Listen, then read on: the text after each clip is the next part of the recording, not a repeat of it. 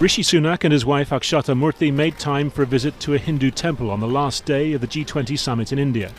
But it was an unscheduled meeting with the Chinese Premier Li Qiang that was making the headlines after a report back in Britain about alleged Chinese espionage within Parliament.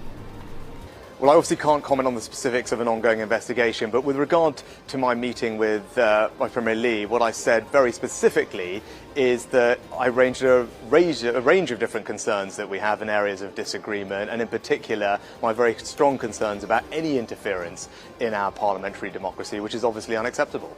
Chinese media said Premier Li told Mr. Sunak that each country should properly handle disagreements and respect each other's core interests and major concerns. It followed a report in the Sunday Times newspaper that a parliamentary researcher, a British national in his late 20s who'd spent time in China earlier in his career, had been arrested in March. The Metropolitan Police confirmed an arrest had been made, along with that of another man in his 30s. The researcher is said to have had links to the Security Minister Tom Tugendhat, who reportedly severed ties with him before taking up his ministerial post last year, and with the fellow Conservative Member of Parliament Alicia Kearns, seen here in Taiwan last year, chair of the influential Foreign Affairs Select Committee.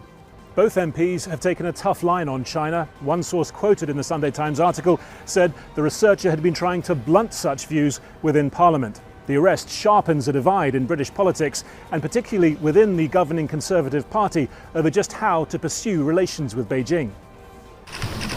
Last month, Britain's Foreign Secretary became the first in 5 years to visit Beijing, a decision that upset some members of his own party, critical of engaging too closely.